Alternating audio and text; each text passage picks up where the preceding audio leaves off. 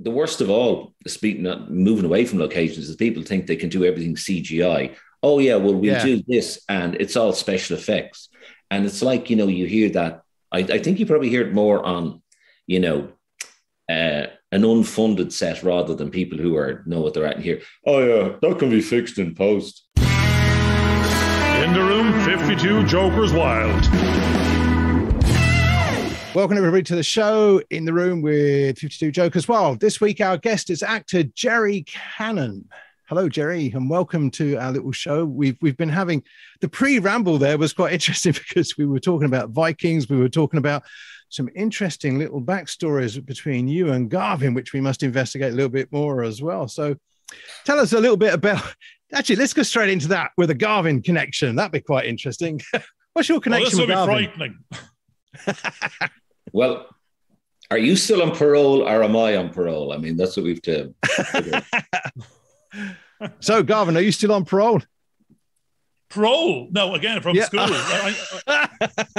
I think Gerry just threw in brought up the past, and that's not something which is good to me at the best of times, because I can't remember yesterday. But I mean, to go back to, let's see, if I'm 54-ish and school, we're going back 40 years. I was in Oaklands College for about 12 years, primary and secondary, jail. It was, admittedly, what I do remember of going into secondary in Oaklands College was I was 6'3" at 13 years of age.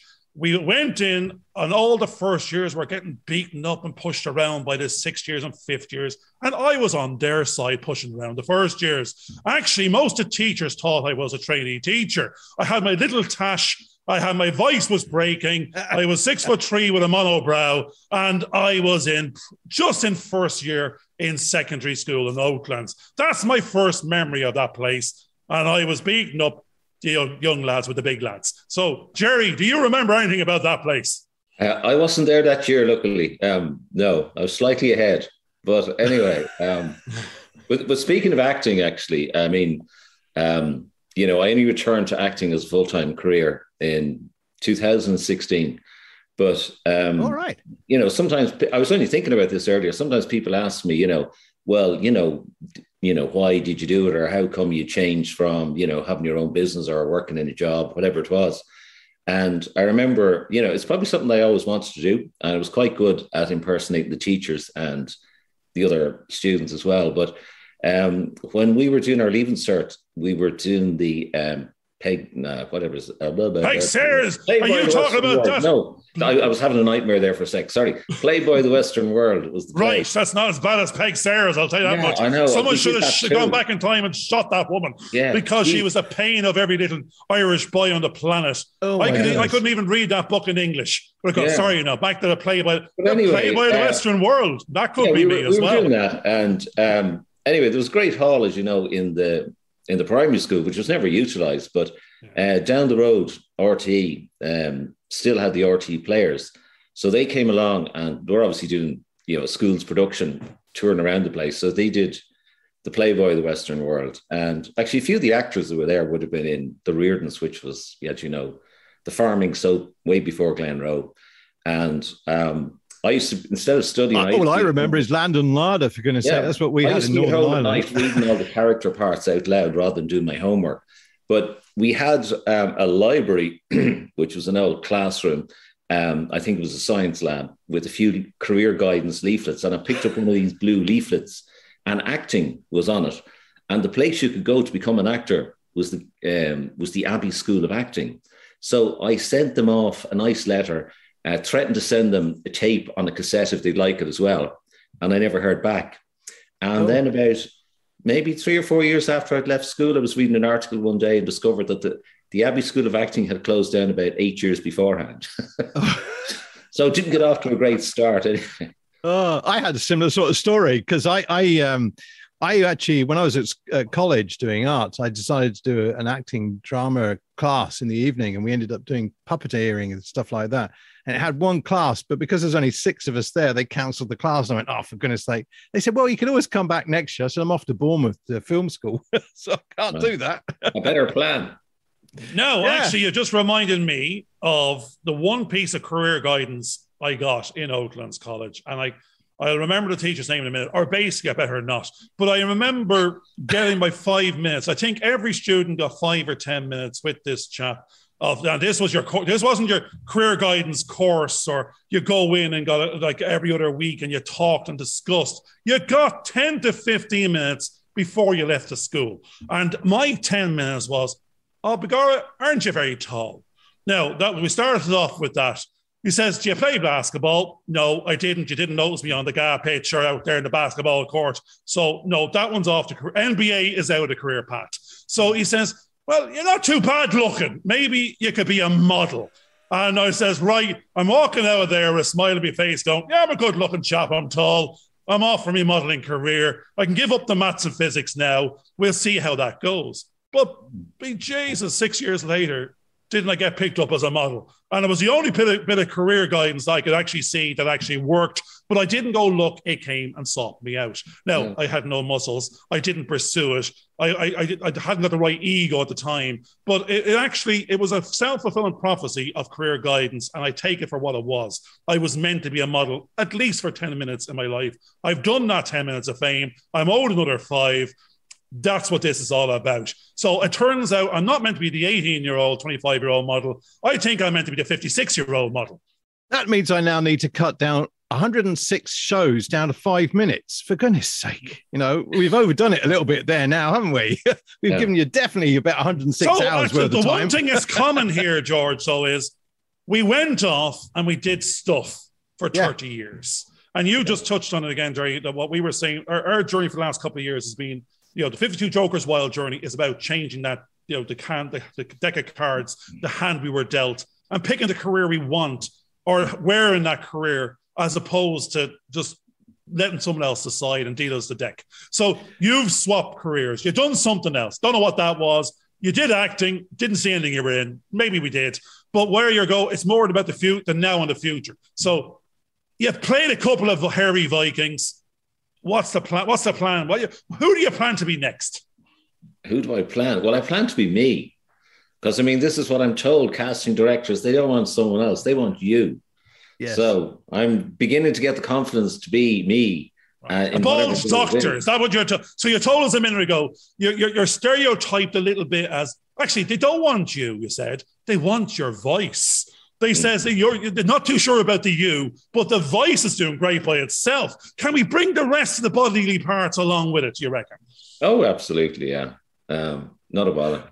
Well, I do think it's interesting because we were talking to another actor the other day, and he was saying, and what Garvin has been talking about seems to echo what our guest said the other day, was that quite often you end up spending the first 20 minutes on their misconceptions of who you are. They don't give you, they come with all these biases, whereas now it's kind of, let's get in there and talk about who we are and where we are and what we do, as opposed to what we look like at this particular point in time. Let's get into the psyche of the person. I think that's the important thing that we're doing. So how are you trying to be you?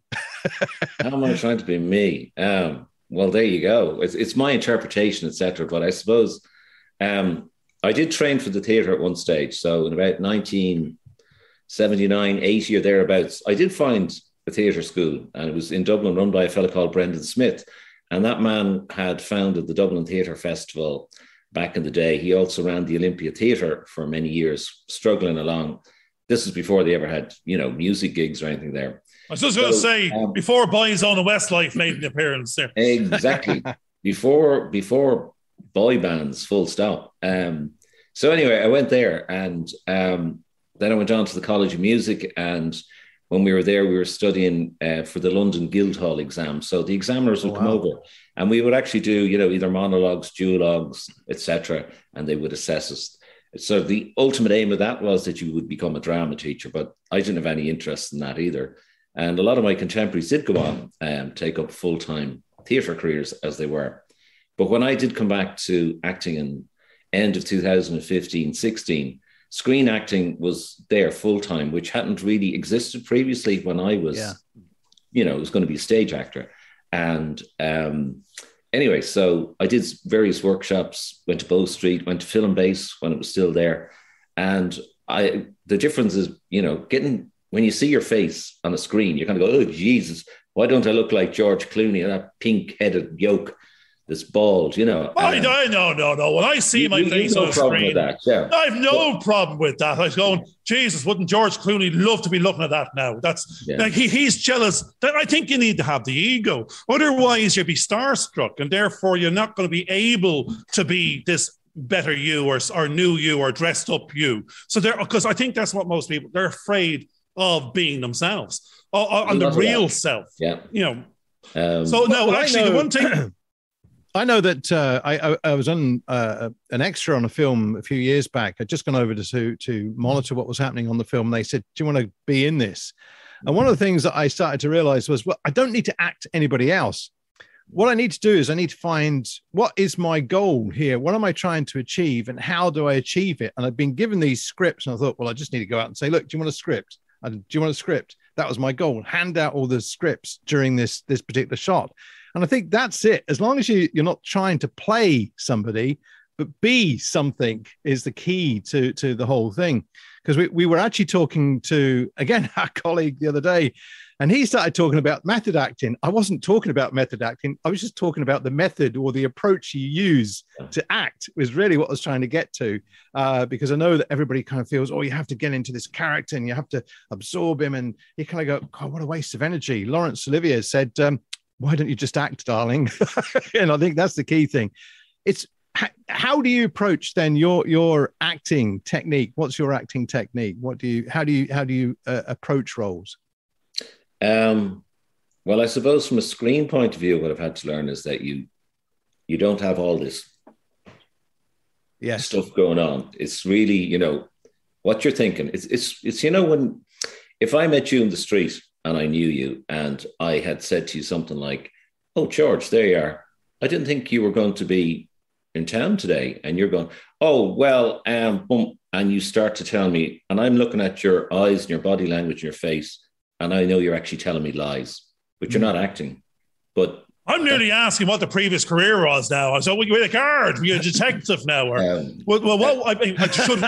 should we even be mentioning it now on the show? I don't even know. Yeah, we can come back to that. Yeah, military intelligence. That's what he is. He's a psychologist. Your behavior analyst. You see, that's fascinating. So, but the point is that, I mean, that's real life. So when you're on screen, it has to look like it is real life.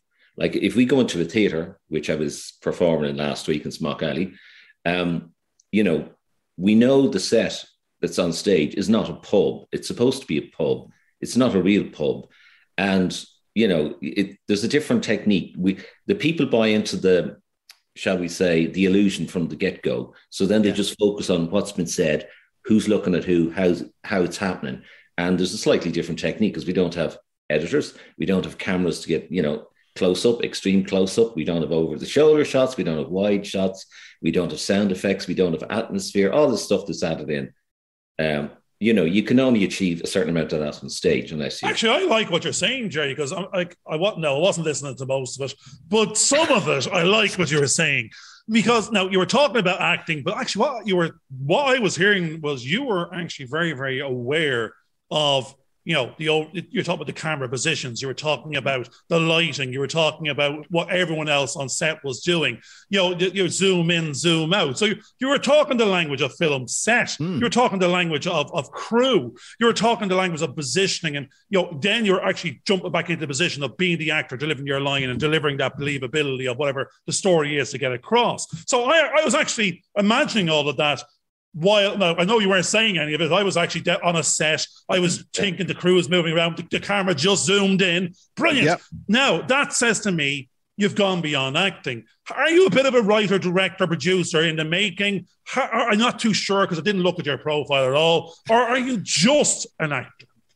No, primarily I'm an actor, and that's what I know that I'm good at, or that's what I can do. So acting, including voiceover work. But I am veering towards producing. Aspiring. Because I'm not a writer and I'm not a director. I was fortunate, just timing-wise, when I did decide to take up screen acting. Locally, there was a filmmaking group that was formed in Bray, and I was one of the founder members. And we churned That's very handy. Look, you were saying you were lucky to be there. Sorry, Gerry. Yes, you were the first person there, for God's sake. You founded it. Then you grabbed the next person to walk by and said, now we're a group. So, yes. I mean, if you're a founding member, you weren't just lucky to be there. You did it. You made it happen. Well, I think there was 8 of us there for the first meeting. Right. It started off when the bloke put out. That's a pub. We know it, you know. That was a real pub with drink involved. Funny enough, there was a pub involved, yeah. And then the weekly meetings were every fortnight in a bar in the main street in Bray. So the excuse to the missuses and wives was we're going to the drama class in the pub 6 rounds in. You know. Well, the other thing is how you formed a group and you got this group going. I know we've done something similar because we had little film festivals and we tried to get a script going, but because there were so many voices going in, it actually never got anywhere. So did you find you had the same problem with that particular group, or where did it go? Well, what happened in this case was it was just because it started off with a small number. Nearly I was probably the only person who arrived and said, I'm one of 2 that was the full-time actor, but we had someone who had experience on camera and also worked on set, somebody who had done sound work. We had a few writers. You have a production company going on here. Hold on a second. Well, anyway, well, leading on from that, actually. Okay, so as a result of working with a few of these people, then another few of us decided to move on because we wanted to kind of legitimize it a bit. Insurance actually was a big issue. Yes. I mean, we were going out there doing short films, guerrilla style, and we were just pushing our luck. I thought so. I said, we need to get insured. We need to get a bit of a structure. But some people wanted to just stay where they were. They were quite happy in that little comfort zone, and we moved on. So I love the language. Gerry, you've touched on a bunch of our. No, you said you watched a couple of minutes of a couple of shows. You certainly didn't go back to the first 50 or 60, and those ones are that sort of language here. We're talking about the fear of risk of insurance and all that sort of stuff comes up there as we went on our startup journey. And it was this formalization. It was being formal about being in the film business, the business of film. And if you are, and you've touched on the biggest fear, compliance, regulatory. Yeah. Your permission is that to do it and not get sued or insurance, and that's what I did. 16 years ago or so, we basically set up a little company. We got the insurance, and that gave us the freedom to go out there and do stuff. Because even if you're teaching filmmaking, one of the problems that we had with trying to teach students was the fact that if you needed to make sure the insurance was there for when they went out. And if the lecturer couldn't be with them, who was there guiding them through the process? Because we had some lads going off and thinking they could jump off buildings and all sorts of things. We're kind of going, you misfall and break your leg, who's going to get sued and who's going to pay for that bill? Actually, George, there's 2 words I just heard in that sentence, and it's mad. It's the first time I've actually heard it and perceived it in that way. My God, you were listening. Wow. I know, it's terrible. And it's weird. As an accountant, insurance is freedom. That is a weird statement. I was going risk, compliance, regulatory, cost. No, insurance is freedom.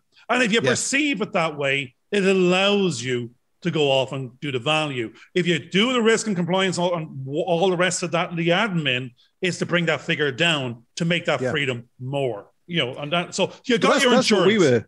I mean, one of the other things that we were constantly doing was risk assessment, and everybody's kind of, why you have to do risk assessment? And we kind of went, well, actually, if we've done the risk assessment, again, we've got a certain amount of freedom because we've done that bit of compliance, and all of a sudden we could start to structure our films, and that helped as well. So some of these things that you think are going to be constraints end up being liberating techniques for you. And quite often I found that with the films that we've made is that when it's really funny that you never have any money when you're making a movie. And it's almost as though it's a test to see if you can actually get that done. And we always did, because we'd set up enough procedures to make sure that those films could actually be achieved. And I think that's a key part of actually producing something. Is that Gerry, what you found? You got your freedom, exactly. You got your freedom. You paid your insurance. What did you do? Well, in my case, what we did was I set up another little entity called Son of a Gun Films. So basically, when we, as in, I'm a son of a big gun, actually. So having met lots of people in this other film group, basically, from the producing point of view, it's a matter of organising, managing. I'm not letting this one go for a second. Son of a gun, all I'm hearing is you're a cowboy. You're going, and that's back to, did you pay the insurance? Sorry, go ahead. Yeah. So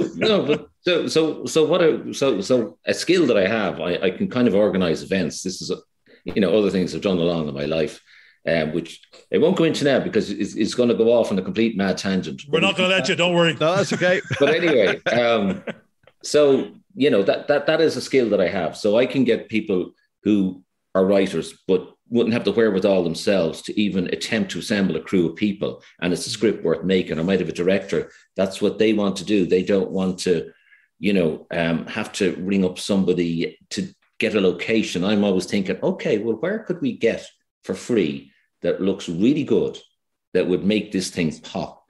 Not just trying to do something. You are a producer, line manager, production, location specialist. The guy, you are the holistic end to end. The strange thing is, you think you're an actor. No, that's allowed you in. You can perform. You have a little bit of the ego there. I want to be seen. I want to be on the front. I want to be in front of the camera on the stage. But everything I've heard since the beginning of this show is your skill set from whatever you did before. Well, it's the project management, production to get stuff made. You were talking about the writers and not knowing, and then you were talking about the location side of things and going off and finding it. Did you ever struggle with writers who basically were so precious with what the locations would be, or how would you encourage them to think about a location that they hadn't had in mind, but you saw could actually make that film pop? Well, I suppose the few writers that I knew that I dealt with were flexible, but I think sometimes, I've probably made about 40 short films, I've been in about 40 short films. So some of them never seen the light of day, 30 plus probably have, but I've also got lots of scripts, say from students, or even not even particularly student filmmakers, but, first time. And I think what it is sometimes that they have this ambition, like they're watching, Netflix and Amazon Prime and everything. Or the worst of all, moving away from locations, is people think they can do everything CGI. Oh yeah, well, we'll do this, and it's all special effects. And it's like, you hear that. I think you probably hear it more on, an unfunded set rather than people who know what they're at and hear, oh yeah, that can be fixed in post. Says, Mrs. Wardrobe, or can I use your cannon to blast them out there? Because who knows nothing about it, absolutely can't. If the sound is shite in the very beginning, you're banjoed, and if you can't. Well, I had a situation with someone where I was editing a project. We'd edited 2 documentaries, and the first one went out and it won the award. The second one went out, and I got a phone call from the producer that hadn't been there, complaining about the way I'd edited it. And I said, but you used a student to do your sound. What was I meant to do? How could I improve the sound? I had what you had, and we had a deadline, and, that wasn't my fault. That was the way you guys recorded the sound on set. That was the big problem. Actually, Gerry, I'm going to pick up on I'm learning, I'm listening. I got a bit. The silence is deadening on my side, trust me. I'm not hearing my own voice. But you mentioned 30. You've done 30 or 40 shorts. That's brilliant. And is this in the same time, only since you started? So you're picking up every short in the market. Actually, everybody should have seen you by now. Well, in the middle indie curve in Ireland, they certainly have, and you're well connected.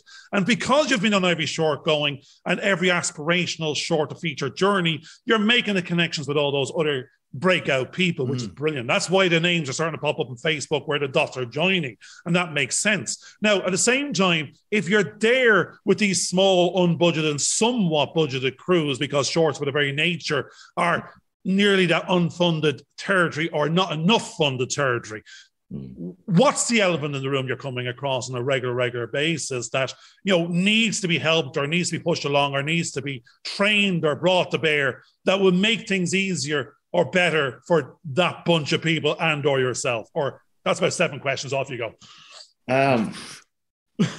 Well, there's so many aspects that I think, from my own point of view, I think you have to approach something in a professional manner. So kind of that's us over already. Sorry, Gerry, yeah. I'll just leave now. Yeah. So, kind of my mantra will be to be professional, be pleasant, and be persistent, So, therefore, when you make a connection with other people on a set, very likely there's that like-minded thing, and you'll get asked back again. But speaking of production things, there's a feature film going to be made in March called Dublin Crust, written by a guy called Baz Black. Oh, right. Yep. Very good. Very interested in that now. I have a part in that, but I'm also involved in the production end of it. And that's currently going down the fundraising route, an Indiegogo page. So you can check all that out on Facebook as well. Oh, we know more than that, George, don't we? We were talking to Baz the other day. There you go. We got some insights about that one. Watch the show tomorrow. Well, actually, the show that's going out tomorrow is actually Baz. Well, there you are. Small world. Indeed, yeah. I met Baz. We were working on a kind of a comedy web thing together, and then like that, he was making something else. He invited me on board, and then he invited me. He offered me a part in Dublin Crust. And then also in the meantime, he has quite a big cast involved. So cast of thousands, costumes, CGI, big budget, big bang for buck. No problem. I would have helped him cast some of those roles. I think at least 3 so far have made suggestions. Those people have taken, and they've got the role based on their tape, not just because I said it. So, so I'm actively involved in that, and will be thrown whatever experience I have in networking into that, because you're vested, which is great. Yeah, I mean, it's like all the little parts. I want to be good as well. I mean, there's nothing worse than being in a feature, not to mind a short, where you go and see the end product and you say, if only they had done this. Yeah, why couldn't they have got a location here? But what happened is, in a lot of those cases, it was the director's vision to make his or her short or feature. They may have written it. That may have been the driving thing, but they didn't have all the other skills, and they didn't get enough of the right people on board for free, or for deferred payment, or for a small payment, or whatever. It's brilliant, Gerry. I think it's because we're late bloomers, late starters, and you're entering, and George not. He's there for 30 years. I've been We're here entering from a different field of, let's say, business and process and planning, and you're, even though you're there under the one role of actor, you're noticing all this other you're bringing your business acumen of 30 years of experience of other types of functions that relate to what's going on in the project at hand. And you're noticing where you could have got a bit more bang for buck. You could have saved a bit of cost over there. You could leverage this and do that, and a process or automate the other. And therefore, that's why I think you can nearly not help yourself move from actor into the production sphere, because you can see where you can make a difference and bring more value. Yeah. Oh, yeah. I mean, it is a bit like the work that I want to do is, I want to do the best quality work I can do, but I also want to do that if I'm not fine. Like, for instance, I got a role last October in Valhalla, the follow-on to Vikings. It'll be screened, I suppose, February, March. And the Bishop of London. I was probably not supposed to even say that. I think I signed a 30-page non-disclosure agreement. But anyway, so I got my day. Don't worry, our audience in the billions won't even mention it. So I got my day on set in October, and then it's go back in June of this year for another scene as well. But, if you're not lucky enough to get cast in something where all that's already in place. Another great project I was involved in last year, it was a short film called Acheron. And the director, Tommy Cray, who had won an award for a previous short film, Land of Winter, he approached myself and he said, I'm going to do this double-handed short film. And what I'd like to do for a change, he says, I want to develop it with the 2 actors. So this was early last year, just before COVID, but as it happened. So myself, Killian, the other actor, and Tommy had various Zoom calls, and we do a read through. And then Killian in particular would make suggestions, Tommy would make them, and they kept refining the script. So we ended up shooting it in September. So we actually had rehearsals beforehand, which is extremely rare. And then one of the locations we were using for the outdoor shoot was at the Broadmeadow Estuary in Malahide. So there was going to be a full day of like 4 different parts along that estuary. And I said, okay, well, we're going to go out and we're going to walk through the whole thing and do all that. So we're not arriving on the day and spend, 2 hours at one place, and we've already an hour and a half behind.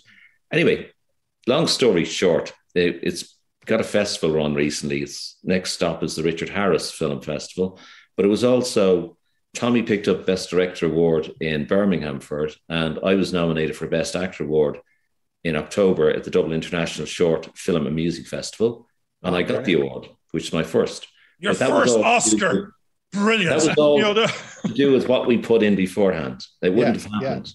And I was being me. I was being this other character's father. He's a playwright.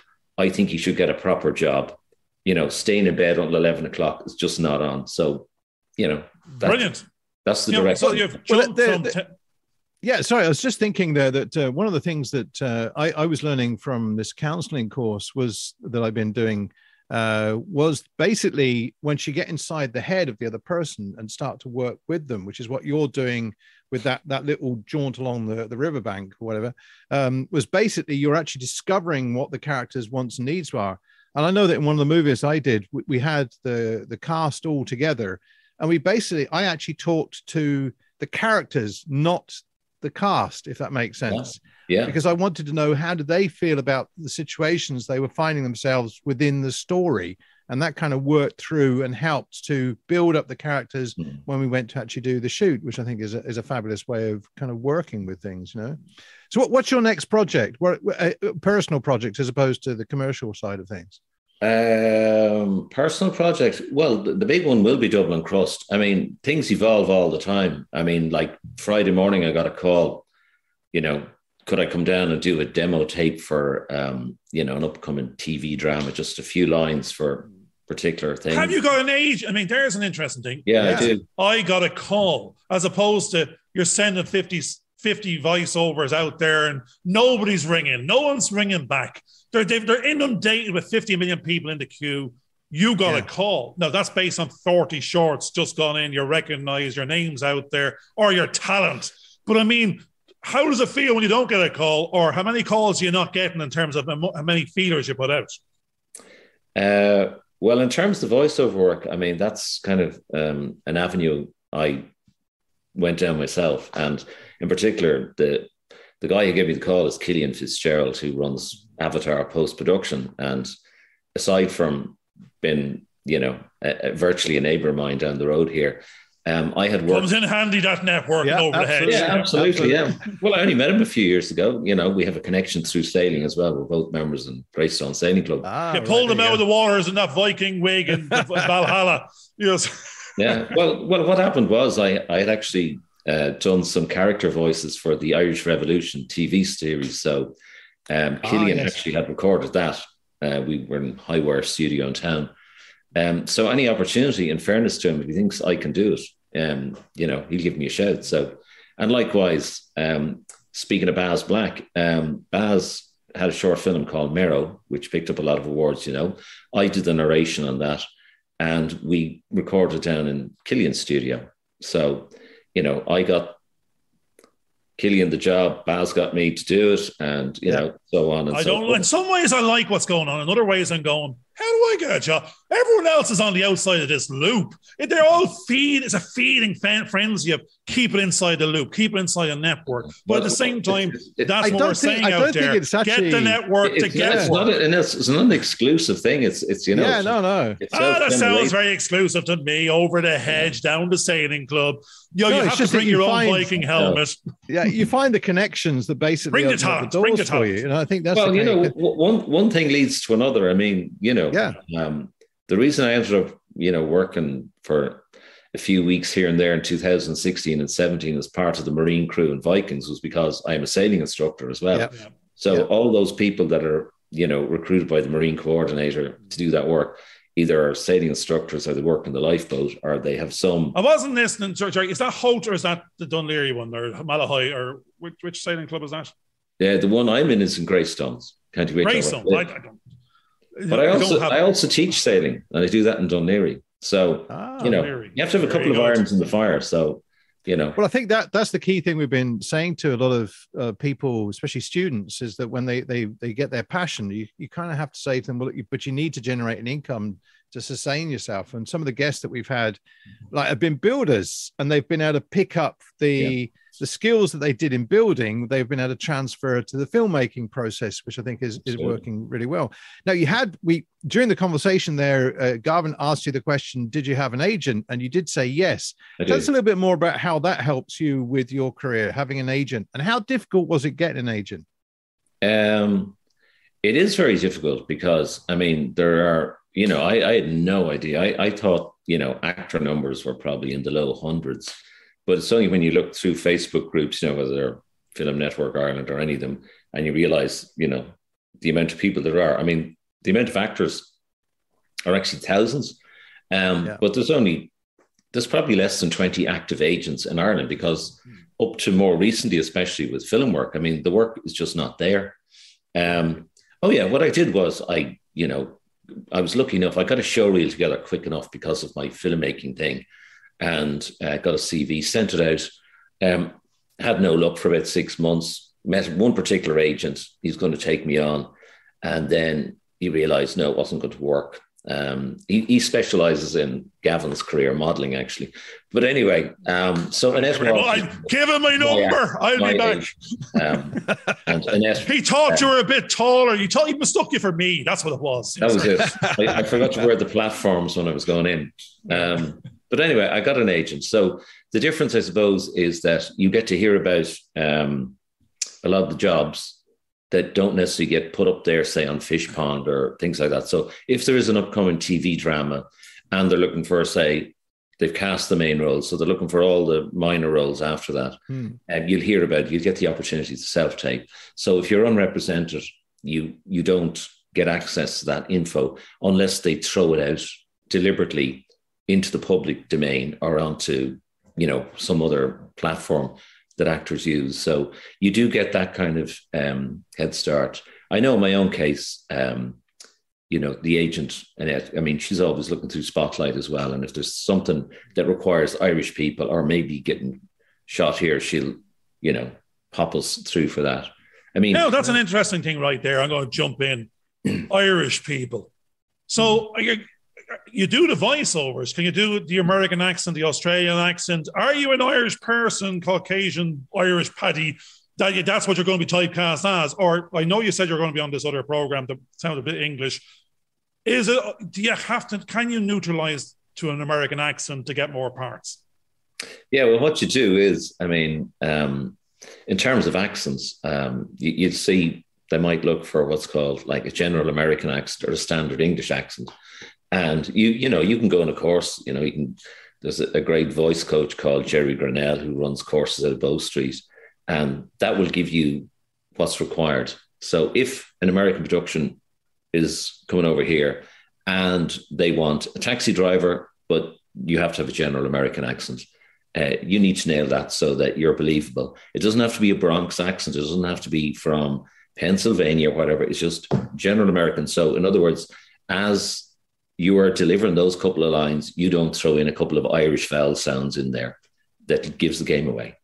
Because we had that problem that we had an American character in one of the films I made, and we got somebody from Dundalk who was from New York to voice over the ADR, the character, but none of the Americans believed it because he'd been here so long. He had the Irish twang to his American accent, and that was the problem that we had. Yeah, and that was a comment that came back from America. So it's how do you get rid of the Irish twang if you're trying to put on an American accent? Well, it's not that you get rid of it, but you substitute, like, instead of like if we're kind of sorry, asking if I say I'm thinking, like the thinking vowel in Irish, it's M. In America, it's in England is it's as simple as that, but just that kind of neutral vowel. And and I think on Sesame Street it's manamana. Do. Can't help myself, Gerry. No, the great thing is I've heard you're see, that's the thing, is you're asked, people have to invest in themselves. If they want to put the right voice in for the pitch or the reel, they nearly have to get the voice coach for the couple of hours. That could be, I don't know, 100 quid, like to get that even 2 lines in, or there's no point in putting in the pitch. If you nearly know it's a no before you start, because you have the Irism versus the Americanism. You've invested in yourself. I heard all the courses, all the study, all the rest. Do you feel there's an awful lot of people out there that aren't investing in themselves enough and expect it's unrealistic expectations, maybe? I think if you're starting out, it doesn't matter what age you are, but if you're emerging along the way, you need to get either on stage or on set experience, but you also need to train. It doesn't mean that you have to go and do, a full-time 2-year drama course, in a fancy college, but you do need to invest in training. And like a mantra that I would have also is, I believe in lifelong learning. I didn't go to university, which was not uncommon. When I left school, probably only a third of the year would. There was no necessity for Sorry, Gerry, that was me. I took every route to stay in university. My grandparents were sitting beside the fire going, how many years are you in there now? When are you going to go to work? Well, I was like 7-8 years in university. I kept on doing more courses because I said outside of university was work and responsibility. So I kept on going back. So I was the third, I think it's TURD as opposed to the THIRD, that went to university. But you did the better route, in my opinion. You went to real life work, and I didn't know what to do when I got out of university. Still don't. But funny enough, when I did leave school, I ended up sort of doing lots of courses, like I worked, telecoms, technician. So I had to go and do all those city and guilds exams. Then at one stage I decided I wanted to be, get out of where I was and be a manager. So, I did a degree with the IPA, Institute of Public Administration and Public Management. And, I learned to become a sailing instructor when I was age 50, for instance. I knew how to sail. I want to be able to teach other people, but I also wanted the qualifications. So I think if you're an actor and you think you're starting off and you think, that's great, I'll just be, Mr. Macho Man, action, I can do karate and whatever. Hence Vikings. But if you want to get cast in an American show, unless you can do, a sound American accent for a start, that's aside from any other acting skills. And I've come across a lot of people, along the way, and you can say their attitude, right, they are not going to progress much beyond this level. It's something to do with comparing them to me. I'm just looking at them and saying, no, they're not open, they're not open enough to improving their skill, getting techniques, working with people who teach them something. So that's the level they're going to be at. Whereas in my case, I want to achieve as high as I can. I know I have a potential to do so, and then again, like, it's such a strange thing, acting. I mean, you're putting yourself up to be shot down. I mean, even when we used to go for auditions directly, oh, holy God. Stop me this time, Gavin, stop me. Well, wasn't me. I thought I had that on silent. And I know, looking at that number, that's one of these stupid prank call things, where they put up an Irish mobile number, and it's... that's it. That Nigerian prince again, and he's got your gold. He wants to give it to you. I know. I love the joke, though, where they have this guy and he's in a room full of gold and jewels, and he's going, I can't give it away. No one will take my call. I won't even take a call from the bank anymore. The real bank. I go, no, don't believe you. That's it. That's the fear out there. No, I mean, no, there's a scam at the moment. That Bank of Ireland, their texts are coming in on your own. The one from them was the one before in the text stream. Yeah. The next one is looking for your details. And I know older people are going to look at it and they're going to press the button because the last one was okay and the next one isn't. There's fear out there. No, it's also a fear of being, done. I'm afraid to be an actor.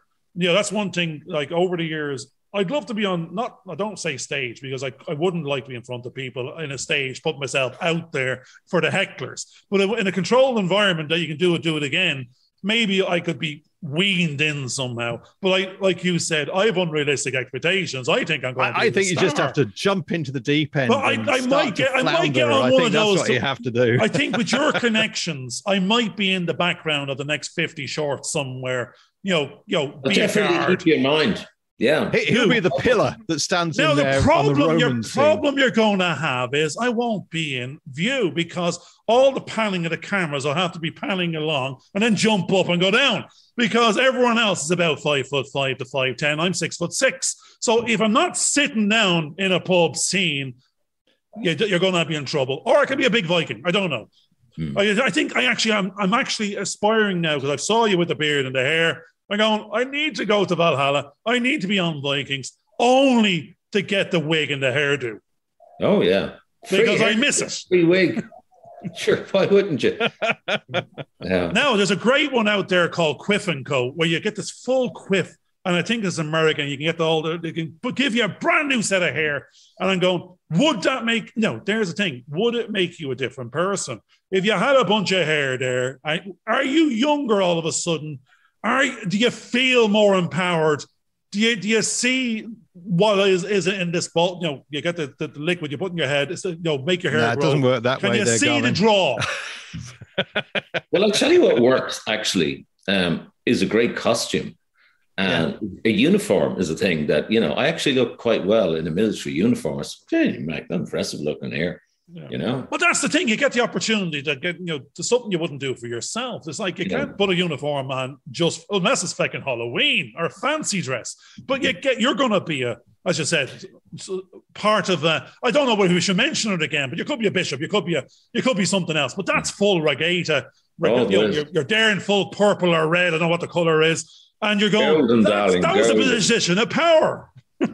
Yeah. It's probably cold at the moment, and soon it's going to be green again. No, it's going back to Renaissance or Reformation time. Actually, it's purple at the moment. It's purple and red, yeah. Purple because we're in Advent.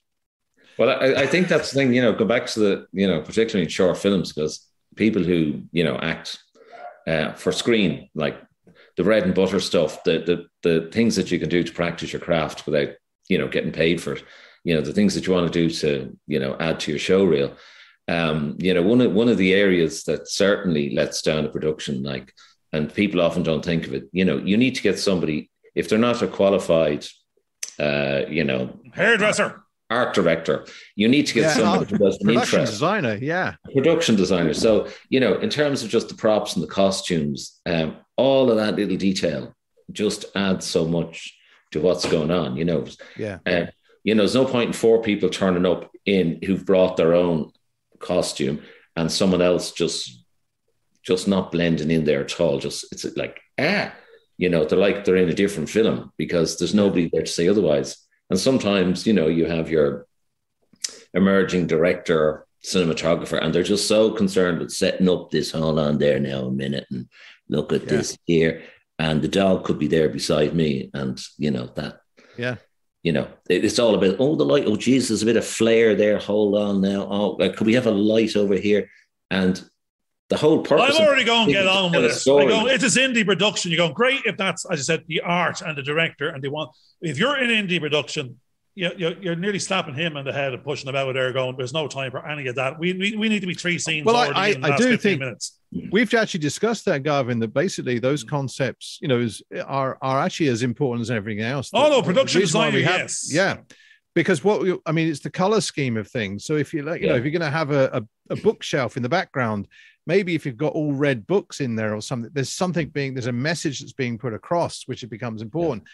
Then the likes of the light shade needs to be red as well, and the curtains. There's a color blend that you're looking at. Are you trying to create a boudoir behind poor Gerry here now? Yeah, I'm describing it. Yeah, absolutely. No, I've been looking at a lot of films, and I've been looking at the color tone of different scenes. Like there's some scenes everything's yellow. You've got the yellow taxis. Suddenly the girl walking across screen is wearing a yellow dress, and this yellow book. There's a theme that is actually thought through depending on what the emotion is that they're trying to put through on the film. And you do notice those as an audience, but when everything's higgledy-piggledy, you kind of go, well, no one actually thought about that, and what about the rest of it? No, I'm wondering, George, do you notice it as an audience, or do you notice it because you're in the film industry and you notice the work that went in, the effort in the background? I'm hearing from other family members that wouldn't be exposed to me so much saying about these comments. So they do notice and they do pick up on it. And I think is an important part of that kind of process. It is. And it's subliminal as well, Yeah. They don't realize it. Like there was a great program on Sky Atlantic. I think it was called Unforgotten, a series with Nicole Kidman and Hugh Grant. But the production value on anything that's there is excellent. But I remember, like, it's set in New York City, Manhattan or whatever. And you got a lot of these shots where it looks like it's maybe up, 6 or 7 stories up. And the main character, Nicole, she's coming out of the school. Now, everybody is, 9:30 in the morning or whatever it is. Everybody is wearing any shade of black, black puffer jackets, black overcoats, black suits, black this. And in every scene that she's in, she's wearing like this long, crushed velvet coat that is kind of like an avocado color, or it's another one she was wearing was like a rust brown. And it doesn't matter if the shot is in Central Park and she's going for a walk, chatting to whoever it is, because she's wondering, did her husband actually have this affair or murder that man or whatever? It just stands out. And I said, that's brilliant. Like that. Yeah. They didn't go into a shop and buy that coat. They had to make that because this was whatever the designer decided. This is how we get her to stand out in particular. And it was really effective. I think I saw that program, and I remember the one thing I do remember about is all the coats. She was wearing these fabulous long coats. Yeah, which makes her look very tall, as well. That's Now, how the hell did Nicole Kidman get into this episode? I don't even know. Yeah. And even you, Grant, another one of my sort of lookalikes. I know when he's a bit younger, but no, where we're at now is the strange thing is, did you look like Nicole Kidman at one point then? Because that comment you just now made that's my alter ego, George. My alter ego is Nicole. I'm a bit of a kid man, all right. But actually, that's exactly what I am. I'm a child man. I never grew up. I'm stuck in the Peter Pan syndrome. I'm immature. I'm reckless. I butt into conversations. I don't give you any airtime. But that's me. And you just have to put up with it. George will edit out afterwards and post. But as we say. But Gerry, I'm coming back to Dublin Crust because I'm curious now and you may not let it slip out or otherwise. Are you going to be in the band or are you in the background? Do you have a main part or just eternal? Are you just there? Or are you in the production team as well? You're in front of the camera, behind the camera, you're freaking everywhere. You're the elusive pimper now. Primarily, my role is a character called Ian, and I'm a record company. He's the producer. So I'm actually Scottish in this, and I come over, for this reunion gig that's going to take place. And my regret is that I didn't sign this band when they were on the cusp of being something. So I'm coming back, maybe to see if some deal could be done again. So very reminiscent of the commitments there, Terry. It is, yeah. It's sort of commitments, combined with train spotting and various other things. Yeah. But it is a music. It's a good feel thing. It's not a musical though. It's going to be a good soundtrack. It's not that, is it a musical-ish in the sense of the band to be playing their stuff? Well, without giving too many details away, it's probably. Have you seen Yesterday? That's excellent. About the guy to do with who suddenly wakes up and nobody can remember the Beatles music except for him. It's absolutely brilliant, But that's not. I mean, technically, that's not a musical because it's not done in a musical style. It's just that somebody's gigging using that music, and you get to hear it and laugh about it, which I think is really quite good. And again, looking at that film, we were talking about the production design a short time ago. You can see that production design through that. So I'm just conscious that I know that Baz didn't talk too much about the production, so we don't want to give too much. We wouldn't let him. That was the whole point. No, I think he didn't. I think we also have to be careful as well for the same kind of reason. So that's quite. But I mean, are you? You didn't get to say, are you involved in the production side of that, or are you not involved in the production side of that? In a minor way, but I am down there. I will be in the production credits. As I said, I've been helping with casting some of the roles because I've actually met quite a lot of actors in the last few years. Yeah. So I did assist to cast 3 of those roles. But anything else, for my own filmmaking experience that I can bring, I will, because everything aside from, people given money to fund, particularly as the post-production costs are the ones that you really want to hit with this one.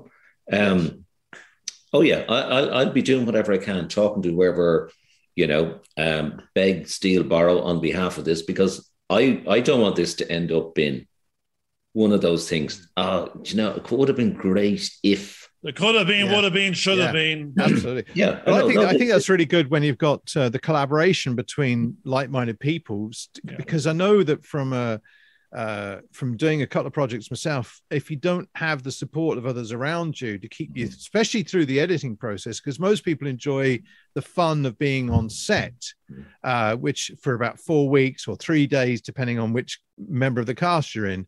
But when it comes to the edit, that could be several years. Not because, especially if you're in a low budget sort of production, because the only time you can fit it in is occasionally here and there. And you've got to sustain yourself through that process to actually believe in the film that you're actually working on. Now, I'm saying that as with experience of having a 12-year-old film that I'm still trying to finish because life has intervened in the middle of it. And I had another film come in that was like, I call it the cuckoo film, that basically robbed my time I was putting into this other film, and in the end didn't go where I wanted it to go, which was very kind of frustrating because it went in slightly different. So you have those things turning around and hitting you.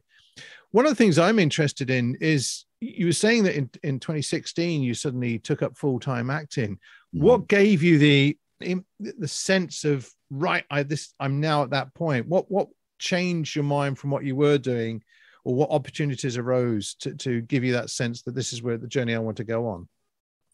Well, it wasn't planned to happen then, really. What happened was I said when I left school, I ended up working as a telecoms technician. And then I started up a part-time business maybe in the 90s, vending machines. That became a full-time business for at least a decade. And then I kind of exited out of that, sold what I could to a competitor who'd always been asking me, listen, can I buy your sites?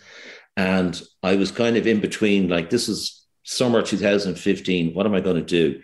So, I was still doing bits of work like sailing instructor and various other bits. Then in 2016, like I would do anything, for instance, that I could to earn a living. But I ended up thinking about, I wouldn't mind doing acting again, but I didn't say right now, this minute I'm going to do it.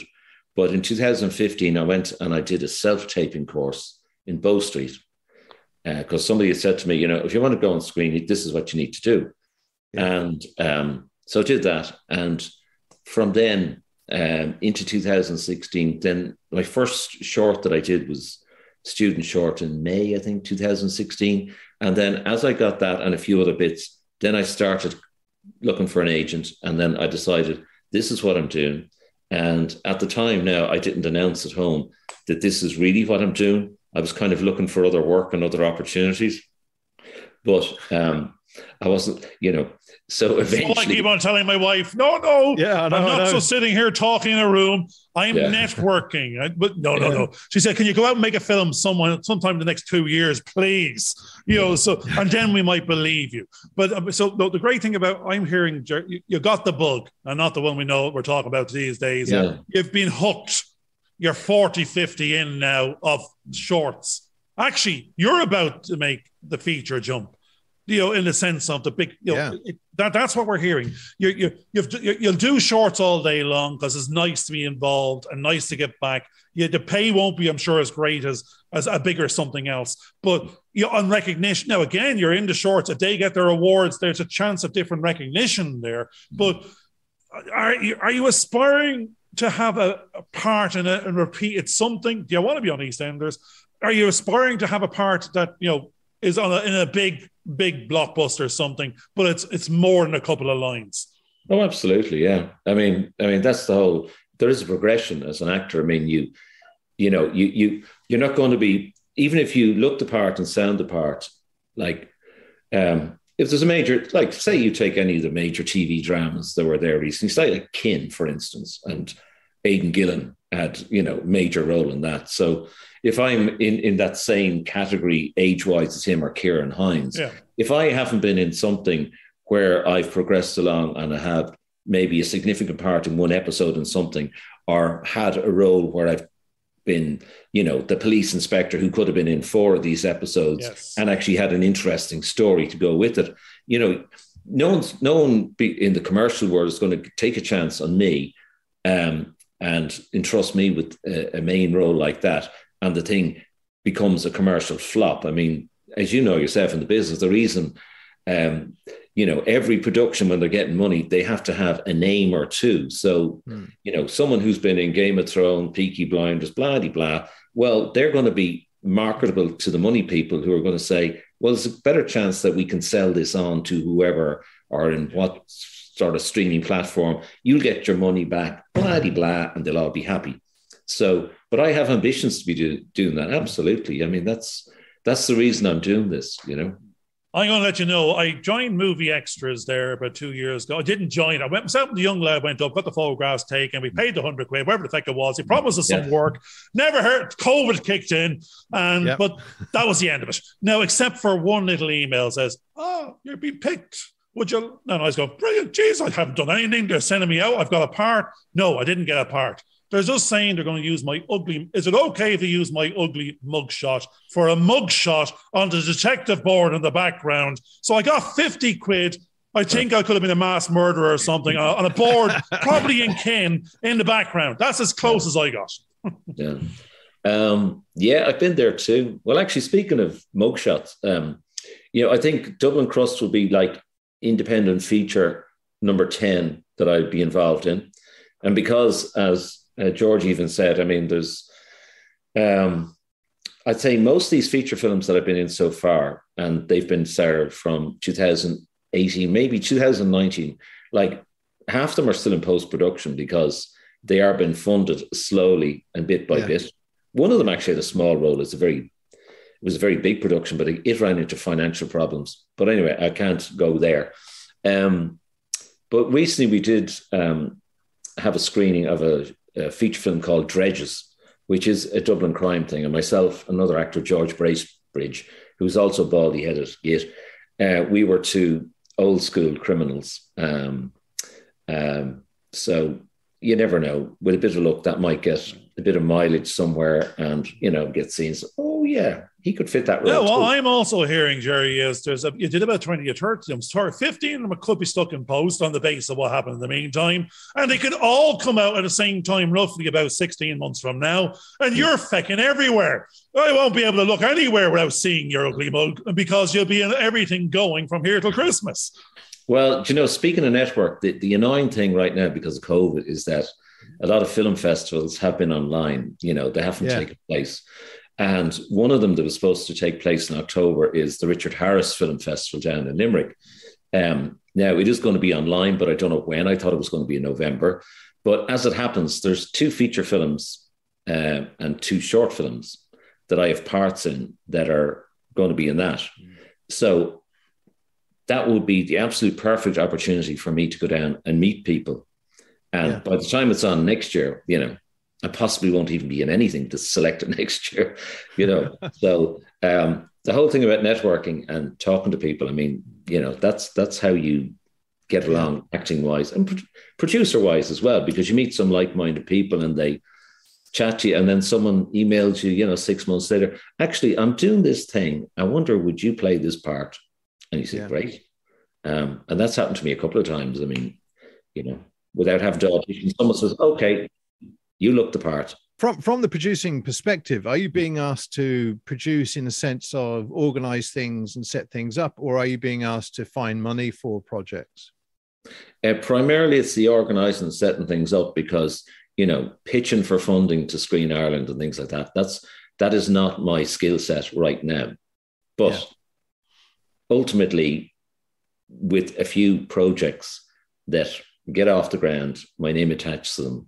And again, when I talk to the right people who know more than I do and I can learn off them, well, that will be the step. But, right now, it's a bit like I said with the acting thing, there's no point in you can aim high, but you just can't pitch yourself up at a certain level where you're not going to be considered. So you need to, whether it's your show reel, a portfolio of work, whatever it is, you need to build that up.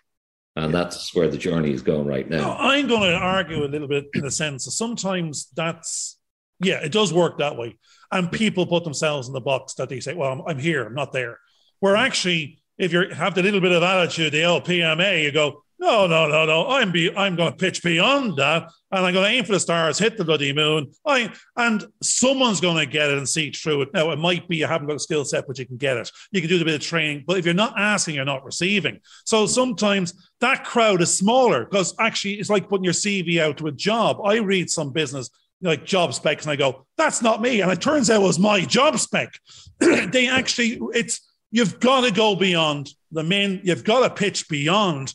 You can't, if you put yourself in the pool where everybody is, then that's who you're competing against. So I think that's what we've done. We've stepped out. We're not asking permission. We're making our own show. We're just going to go out and bloody well do it. We're going to hopefully learn and grow as we go. And when we get there, we'll be at a different level from the get-go.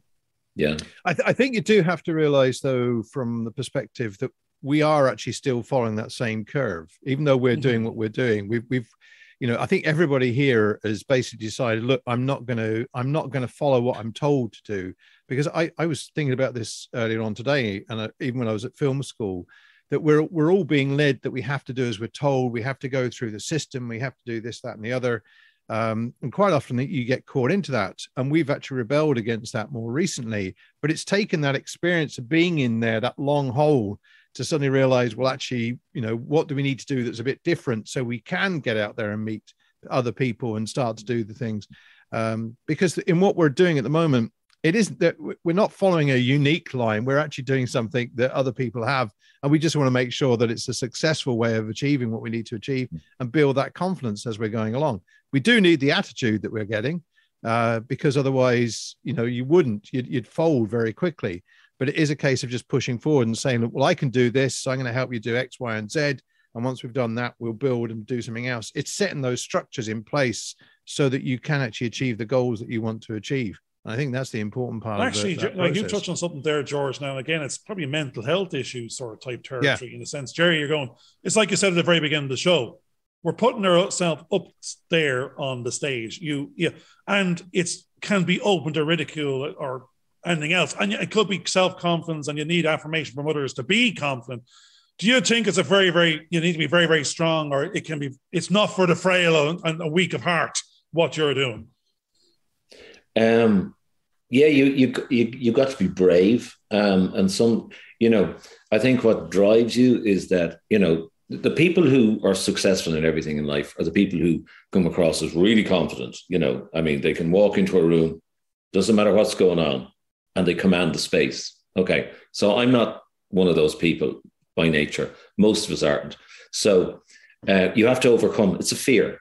But if you really want to do something, whatever it is, say you wanted to become the basketball player, but you were afraid of talking to coaches or other players, you were really intimidated, but you had the skill, you would have to walk into a room, into a hall to put yourself up for a trial. Whereas, that would be the focus of attention would be in you. And if you were a shy person, you would be, going red in the face and ultimately petrified. And it would be much easier to walk away, go home to your house, tell your mother, no, they changed the day of the trials. It's next week, because you were afraid to go in the door.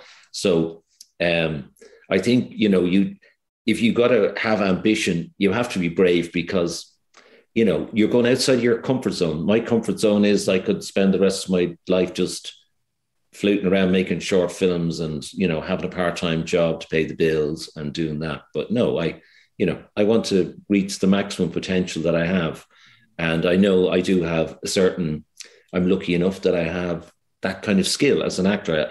I'm not someone who can sit at the piano and play by ear. I don't have that. I can't pick up a guitar. There's lots of things I can't do, but I know acting is something that I can do.